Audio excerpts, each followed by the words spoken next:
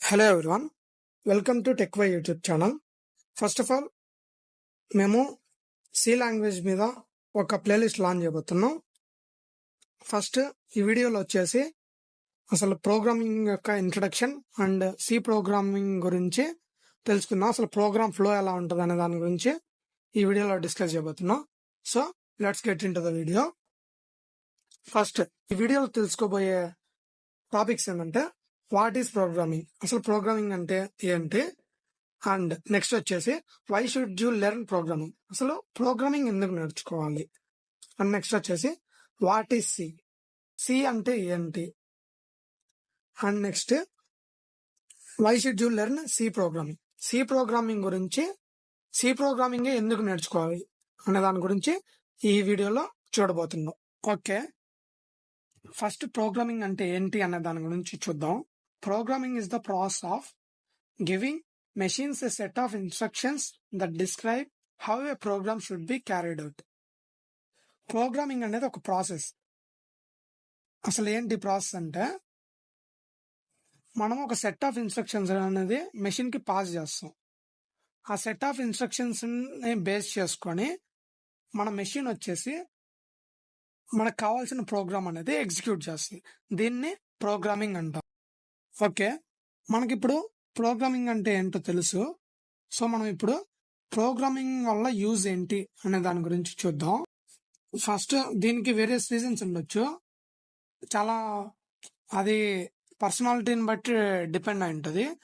నాకు నచ్చినవి అయితే ఫస్ట్ వచ్చేసి మన ప్రాబ్లమ్ సాల్వింగ్ స్కిల్స్ అనేది ఇంప్రూవ్ అవుతాయి ప్రోగ్రామింగ్ చేయడం వల్ల.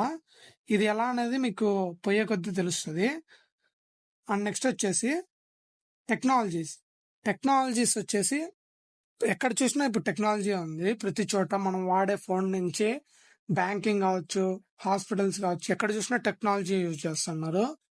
మనం చూసే యూట్యూబ్, ఇన్స్టాగ్రామ్, ఫేస్బుక్ ఏదైనా సరే ప్రోగ్రామింగ్ నుంచి స్టార్ట్ అయింది. ప్రతి ఒక్కటి ప్రోగ్రామింగ్ ద్వారా బిల్డ్ అయినట్టుగా ఇలాంటి టెక్నాలజీస్ అన్ని. సో ప్రోగ్రామింగ్ అనేది ఒక బేస్ లాంటిది. అండ్ నెక్స్ట్ వచ్చేసి ఇలాంటి సాఫ్ట్వేర్ ఇండస్ట్రీస్ ఇలాంటి వాటిలలో మనకి శాలరీ అనేది కొంచెం హెవీగానే ఉంటుంది, మంచి శాలరీ వస్తుంది మ్యాక్సిమం. లైక్ మామూలుగా సీనియర్ సాఫ్ట్వేర్ డెవలపర్ అయితే 15 to 20 lakhs పర్ యానం వచ్చే అవకాశం ఉంటుంది. I mean 2 to 3 years experience ఉన్నా సరే మీకు 15 lakhs అట్లా రావచ్చు, మంచి స్కిల్స్ ఉంటే.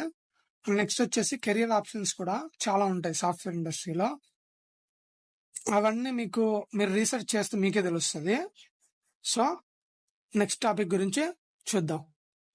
ఓకే, మనం ఇప్పుడు first of all programming language అంటే ఏందో చూద్దాం. ప్రోగ్రామింగ్ లాంగ్వేజ్ అంటే అది జస్ట్ మనం మాట్లాడే లాంగ్వేజ్ లాంటిదే.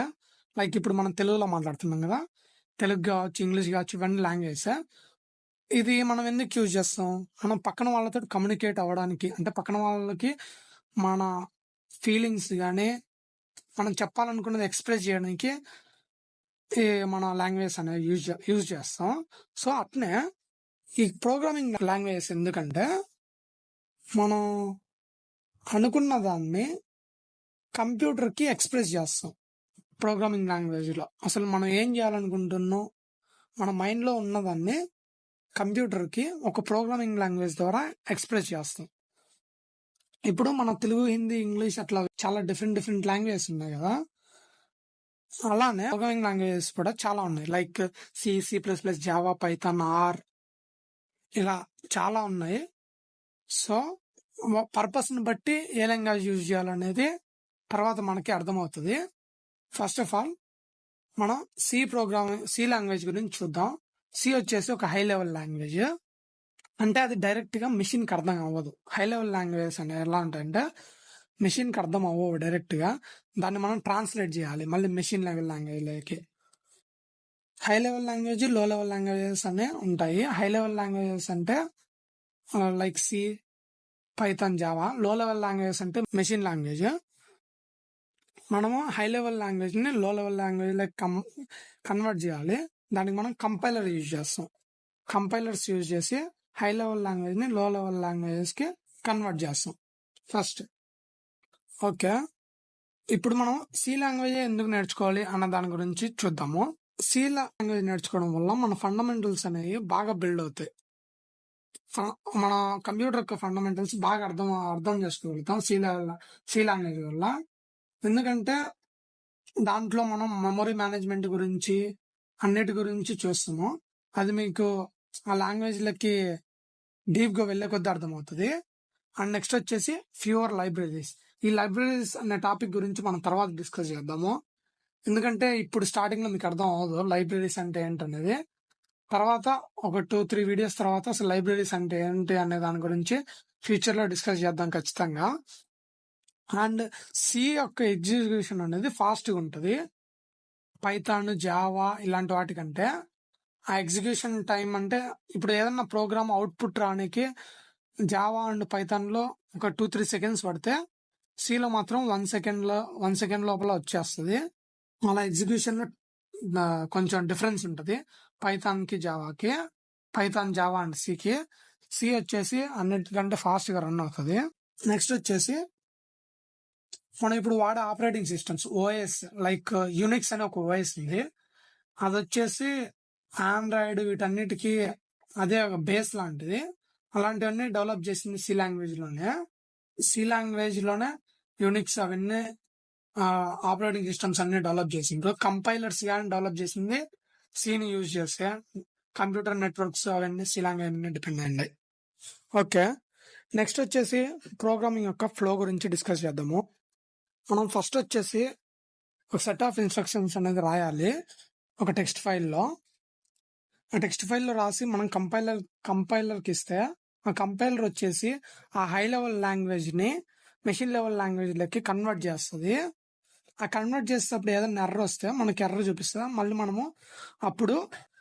మనం రాసిన ఫైల్ పోయి టెక్స్ట్ ఫైల్ పోయి ఎక్కడైతే ఎర్రర్ వస్తుందో దాన్ని ఎడిట్ చేయాలి. అక్కడ ఎడిట్ చేసిన తర్వాత మళ్ళీ కంపైల్ చేస్తే ఈసారి ఏం ఎర్రర్స్ లేకపోతే నెక్స్ట్ ఫైల్ అనేది రన్ అవుతుంది. రన్ అయినప్పుడు ఏదైనా ఎర్రర్స్ వస్తే మళ్ళీ మనము రాసిన టెక్స్ట్ ఫైల్ లేకపోయి ఆ ఇన్స్ట్రక్షన్స్ లో ఏదన్నా మిస్టేక్స్ ఉంటే దాన్ని కరెక్ట్ చేసుకోవాలి. దాని తర్వాత మళ్ళీ కంపైల్ చేయాలి. కంపైల్ చేసి మళ్ళీ ఎగ్జిక్యూట్ చేస్తే అప్పుడు ఒకవేళ ఏం ఎర్రర్స్ రన్ టైమ్ లో కూడా ఏం ఎర్రర్స్ లేకపోతే మనకు అవుట్పుట్ వచ్చేస్తుంది. ఇలా మనకు ప్రోగ్రామింగ్ ఫ్లో అనేది వర్క్ అవుతుంది. ఫస్ట్ వచ్చేసి మనం ఒక సెట్ ఆఫ్ ఇన్స్ట్రక్షన్స్ అనేది ఇవ్వాలి కంపైలర్ కి. ఆ కంపైలర్ వచ్చేసి దాన్ని మెషిన్ లెవెల్ లాంగ్వేజ్ లెక్క కన్వర్ట్ చేస్తుంది. ఆ మెషిన్ లెవెల్ లాంగ్వేజ్ లెక్క కన్వర్ట్ అయిన కోడ్ వచ్చేసి సిస్టమ్ లో ఎగ్జిక్యూట్ అవుతుంది. ఎగ్జిక్యూట్ అయ్యి రన్ టైమ్ లో ఏం ఎర్రర్స్ రాకపోతే మనకు అవుట్పుట్ అనేది ప్రొడ్యూస్ చేస్తుంది. సో ఇలా 4 స్టెప్స్ అనేవి ప్రతి ఒక్క ప్రోగ్రామింగ్ లాంగ్వేజ్ లో ఇన్వాల్వ్ అయి ఉంటుంది. ఇది సికి ఒక్కదానికే కాదు, ఏ లాంగ్వేజ్ కైనా ఇలానే జరుగుతుంది. సో దీన్ని ప్రాసెస్ ఆఫ్ ప్రోగ్రామింగ్ అంటారు. That's it for this video. Next వీడియోలో వచ్చేసి మనము ప్రోగ్రామ్ ని డెవలప్ చేయాలి కదా, ఆ సెట్ ఆఫ్ ఇన్స్ట్రక్షన్స్ ఎక్కడ రాయాలి అనే దాని గురించి నెక్స్ట్ మనం చూద్దాం. అంటే ఏ ప్లాట్ఫామ్ లో రాయాలి, లైక్ టెక్స్ట్ ఎడిటర్ లో రాయాలన్నా లేకపోతే విఎస్ కోడ్ అని ఇలాంటి ఐడిఈస్ ఉన్నాయి, ఇంటిగ్రేటెడ్ డెవలప్మెంట్ ఎన్విరాన్మెంట్స్ అనేసి.